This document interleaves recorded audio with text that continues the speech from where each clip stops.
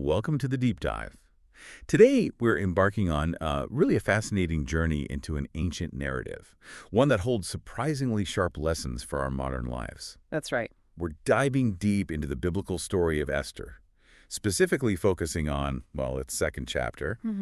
We want to uncover how things like personal preparation, quiet obedience, and seemingly ordinary circumstances can actually be interwoven into a much grander plan. Absolutely. Our mission today is really to distill the core events of this really compelling account Yeah. and then connect its insights directly to your experiences, to your life today. Yeah, we want to show how this timeless wisdom can sort of illuminate the path of obedience and hopefully strengthen your faith, even with all the complexities we face now. Exactly. Okay, so let's unpack this captivating narrative. Where does it start?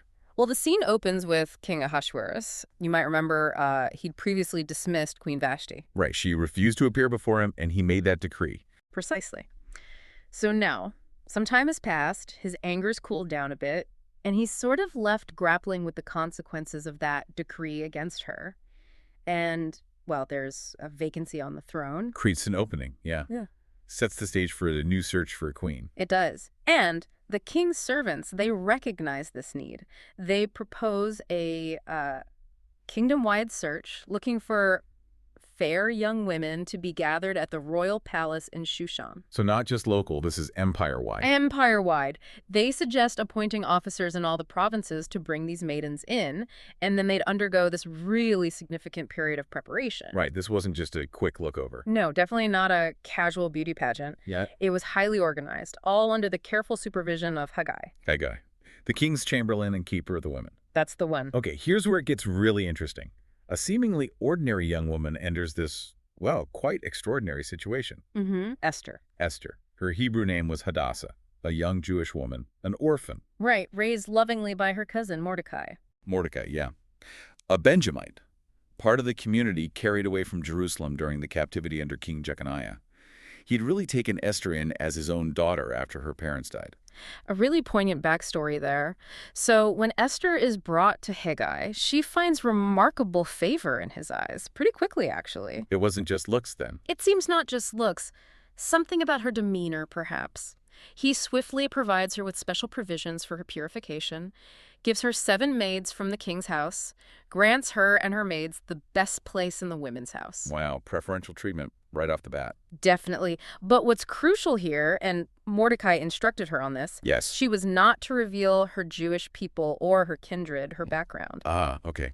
Keep it secret. Exactly. And she faithfully followed this command, even as Mordecai, he's concerned. He walks daily before the court of the women's house, just quietly checking on her well-being.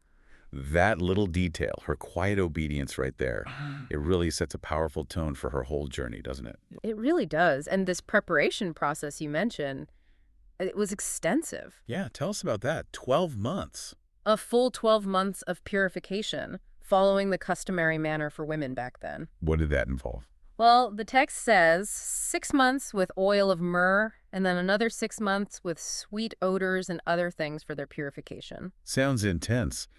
A year-long spa treatment, but maybe not so relaxing. Probably not. And then, when it was a maiden's turn to go into the king, they could ask for whatever they desired to take with them from the women's house. Okay, so they had some choice there. Some choice, yes. But here was the catch, and it's a significant element of risk. Uh-huh. If the king didn't delight in them, didn't choose them essentially, they'd return to a second house. This one kept by Shashgaz, another chamberlain, the keeper of the concubines. And from there. From there, they would never come to the king again unless he specifically called them by name. Wow. So really high stakes. One shot, basically. Very high stakes indeed. So when Esther's turn finally came, her approach was truly remarkable. How so? What does she do differently?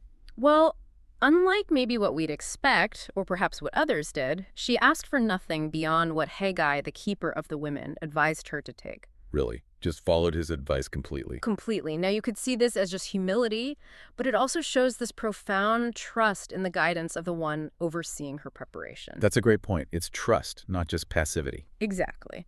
And this simple choice, this lack of self-promotion maybe, it immediately set her apart. The text says she obtained favor in the sight of everyone who saw her. That quiet distinction. It's subtle, but powerful. Very powerful. And the result? the outcome of all this patient, diligent preparation? Well, the big moment arrives in the 10th month, which is Tebeth, in the 7th year of King Ahasuerus' reign. He took Esther into his royal house, Right. and the king's affection for Esther surpassed all the other women. The text is clear. She obtained grace and favor in his sight more than all the other virgins. More than all of them. Yes, so much so that he placed the royal crown upon her head, made her queen instead of Vashti. Wow. From orphan to queen. Quite the journey. And to celebrate, the king hosts this grand feast for all his princes and servants. It's even called Esther's Feast. A feast in her honor. Yes, and he even made a release to the provinces, granted gifts according to the state of the king, a huge public celebration marking her ascent. Amazing story. But it doesn't end just with a coronation, right? There's another piece here. That's right, and this next part is vital. It lays critical groundwork for, well, everything that comes later in the book. Okay, what happens? So while Mordecai is continuing his habit, just sitting quietly in the king's gate, a place of public gathering observation, he overhears two of the king's chamberlains, Bigthan and Teresh. They were keepers of the door, and they were angry, furious actually, and plotting to harm King Ahasuerus, lay hands on him. A conspiracy. Yeah. Right there at the palace gate. Exactly. And Mordecai, showing incredible integrity and loyalty, even though no one asked him to, he reports this conspiracy to Queen Esther. He goes through Esther. Yes. And she, in turn, certifies it to the king, but importantly, she explicitly states that the information came from Mordecai, gives him the credit. That's significant. So what was the outcome? An investigation was immediately launched. The plot was confirmed. It was real. And the conspirators? Bigthan and Teresh were both hanged. Justice was swift. And here's the detail that you said becomes incredibly significant later. Yes.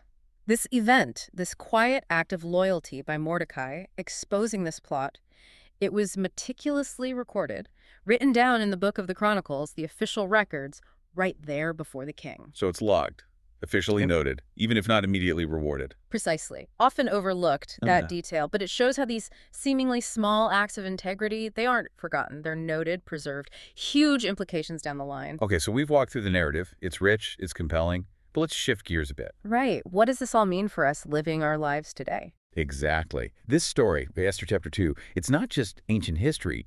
It feels like it offers profound, really actionable insights. It absolutely does. Insights into how we can approach our own lives with, faith and purpose. It kind of reveals a blueprint for how a larger plan can unfold through what we might just see as mundane or ordinary. That's a great way to frame it. Let's start with that idea. Divine positioning through ordinary means. Okay. Esther's journey to the throne. I mean, on the surface, it could look like just being in the right place, being beautiful, catching the king's eye, royal favor. Sure, you could read it that way. But when you connect it to the bigger picture, the rest of the story, it seems clear she was strategically placed. Think about it. An orphan, raised by her cousin, just one among many maidens gathered. Very ordinary circumstances, relatively speaking. Right. Profoundly ordinary, yet they were the foundation for this extraordinary future. She had no idea it was coming. And isn't it fascinating how often we look for these, grand, dramatic signs of God's purpose in our lives? We do. Flashing lights, big neon signs. Yeah. But Esther's story kind of whispers that divine positioning often happens in the quiet, unassuming places. It's almost like the power of proximity. Proximity. Yeah, just being in a certain place at a certain time. Not because you orchestrated some grand master plan, but just through everyday circumstances, following the path laid out. So this raises a really important question for you, the listener. Yeah. What if that job you're in that feels mundane? Or that unexpected move you had to make, even a difficult relationship. What if it's actually a strategic placement? You might be in a position for such a time as this, just like Esther, even before you see the full picture. Understanding this, internalizing it, can deeply encourage your obedience, right? It shifts your perspective from maybe questioning or resisting to trusting. Trusting that even these seemingly ordinary circumstances can be used for extraordinary purposes, ways we can't even imagine yet. Exactly. It builds that faith muscle. Okay, building on that, there's also the power of quiet obedience with lasting impact. This one's huge. Esther's decision, following Mordecai's instruction to hide her Jewish identity. It wasn't cowardice, was it? No, I think the text presents it as a strategic choice, rooted in wisdom about timing. Right. She didn't just blurt it out when she arrived or try to use it for advantage before the right moment came later. And this feels incredibly relevant today, doesn't it? I mean, think about our culture. Yeah. It often screams for instant expression, right? Constantly speak your truth, build your personal brand, put everything out there immediately. Total transparency all the time. Right. And Esther's patience, her restraint, it stands out as almost radical in that context. So her quiet obedience wasn't about suppressing who she was. No, more like guarding it, protecting it for the moment it would have the maximum impact, the necessary impact. That makes sense. It reminds us that wisdom often looks like waiting, like observing, like holding back until the right moment. Yeah. And this kind of obedience, this trust in divine timing, choosing maybe discretion over immediate disclosure, that can profoundly strengthen our faith. It helps us discern when to be obedient to those quieter promptings instead of just getting swept up by the loud demands around us. Sometimes the most impactful actions aren't the ones everyone sees or applauds right away. So true. Which brings us nicely to the next point, really. Which is doing the right thing without immediate recognition. Ah, yes. Mordecai. He exposed a direct plot against the king's life, and that's heroic by any standard. Absolutely. Life-saving. Yet he wasn't immediately paraded through the streets, was he? No medal ceremony. Nope.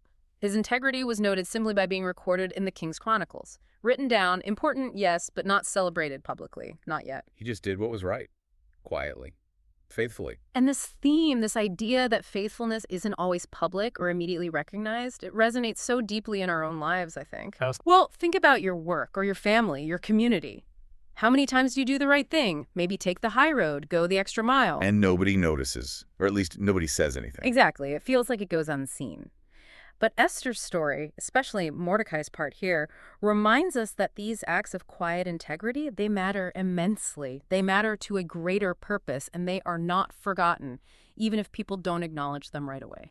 So continuing to act with integrity, with obedience, even when the spotlight isn't on you, that builds profound faith. I believe it does. It encourages us to be faithful, not for the applause, not for the immediate reward, but because it aligns with something deeper. A deeper sense of purpose, a trust in that unseen hand guiding things. That's powerful. Okay, one more key takeaway here. Preparation precedes purpose. Yes. Back to Esther's year-long prep time. That year of purification. It was incredibly long, incredibly detailed. This wasn't a quick makeover show. Definitely not. It was an intentional, maybe even grueling season. And it equipped her, didn't it? Not just physically for the royal court, making her presentable. Right.